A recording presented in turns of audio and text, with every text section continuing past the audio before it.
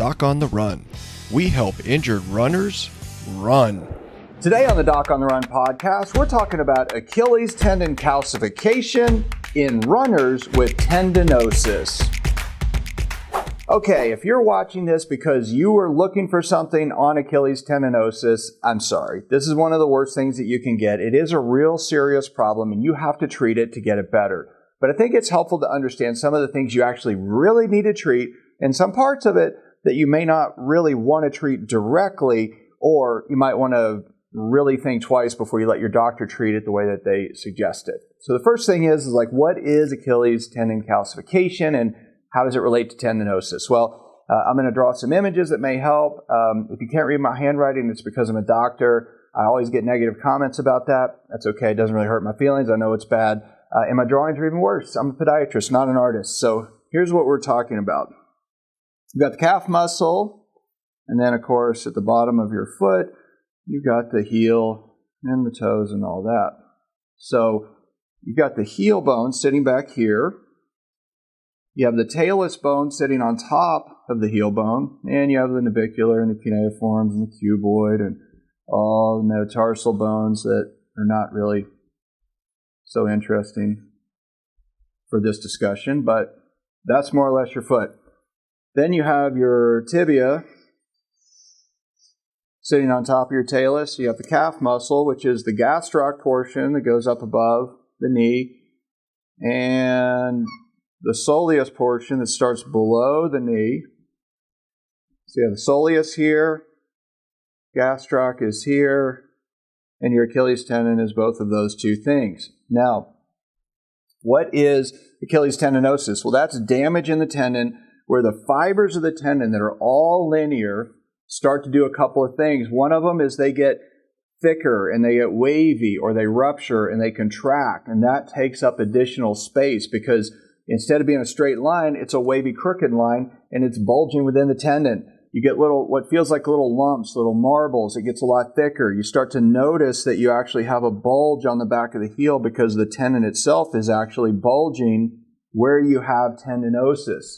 That's damaged collagen that actually is really a consequence of chronic inflammation that has changed the morphology of the tenocytes, or the cells that actually are living and producing collagen within the tendon itself.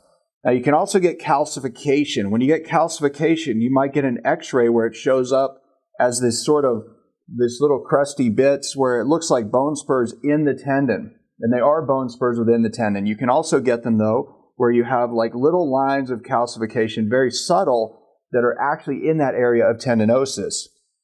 It just depends upon the x-ray, and if you change the contrast and the density and stuff on the imaging on the x-ray, sometimes you can see it. The question, though, is, should I fix it? The problem with these, and when I do x-rays of people that have Achilles tendinosis, is they see it, it looks terrible, and they feel like that's causing the pain. They feel like they're getting poked, basically, by the calcium or the spur within the tendon. That's not really true. Now, it's true that it's not helpful and it'd be great to have it gone. The problem is that anytime you do surgery on a tendon, we know that one thing is going to happen for sure. You have what we call sort of cells within the tendon. Then you have these exogenous cells that are outside the tendon. And anytime we make an incision into a tendon sheath or the peritoneum, the covering of the tendon itself, a lot of these cells that are not supposed to be in the tendon get in there and cause disruptive tissue. So then you get scar tissue, and it is never the same. So if you can fix a tendon without surgery, that's always better than doing it if it might work either way. So the first thing is that if you do surgery, sometimes when we have these, and I've done this myself, where I've gone into surgery and said, well, it looks like you have a spur here, and so we're going to go in and we're going to cut off that spur because it causes pain when you run. But then when we get into surgery, the x-ray is a little deceptive sometimes, and even MRIs or CTs can be a little deceptive sometimes. And we get in there and it's more extensive than we thought. So we wind up detaching your Achilles tendon and then having to clean out all that calcium stuff and then reattach the tendon. Then you wake up with a cast, and you're in a cast for many weeks to try to get it to reattach and heal so that you can actually run. That's even more disruptive. So most of the time, though, if you can treat the tendinosis and get it to improve to where your baseline was before, then you can do really well. The problem with most runners that have this issue is they never had baseline x-rays because they didn't have a problem before. So you don't actually know whether or not the calcium was in the tendon for years and years and years. This may have started when you were running cross country in high school. And if you were running in cross country in high school and you had a couple of minor aches and pains and sprains and stuff, and you pull the tendon in a little spot away from the cover of the heel, when you get at the heel bone, when you get that, basically the swelling that's in that area, sometimes it will calcify and it will get bone forming in there that you see on the x-ray later. Now, if let's say that happened in high school, you had a little injury, you got a little calcification in the tendon, but you ran cross country all through high school, you ran in college, you've been running for many years, and then in your 40s or your 50s, you get Achilles tendinosis, and some doctors actually say, oh, you got this calcification in your tendon, we need to go in there and clean that all out. Well, it wasn't actually a problem for decades, but you don't have any proof because you don't have comparison x-rays from before. So I think in most cases it's better to try to treat this non-surgically. Now, there are cases you have to talk to your doctor. I'm not telling you don't have surgery. Don't go argue with your doctor because you watch some guy on YouTube, because you listen to a podcast. You want to go in with the knowledge that maybe that calcium thing is not such a problem. Sometimes if we do send you to physical therapy, for example, and we do onophoresis with acetic acid or some other treatments that might reduce that calcification, it might improve. The calcification might actually decrease a little bit.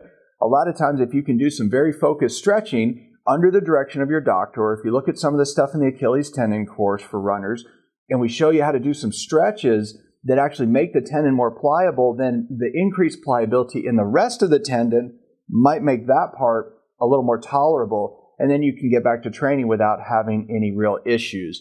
But you have to think about the fact that the calcium in the tendon, although it looks bad on an x-ray and no, it's not normal, lots of people have it and run normally.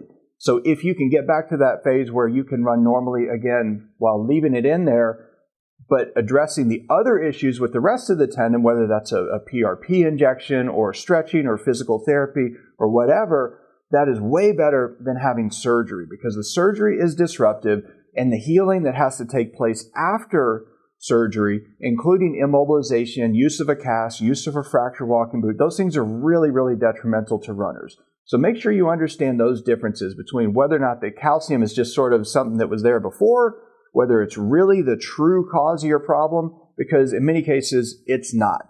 Now, if you found this useful, please like it, share it, subscribe to the channel, and if you haven't checked it out, go check out the Achilles Masterclass. It's a deep dive into all the things that you really need to understand about Achilles tendon injuries if you're a runner. You can get it for free at docontherun.com/Achilles Masterclass, and we'll see you in the training.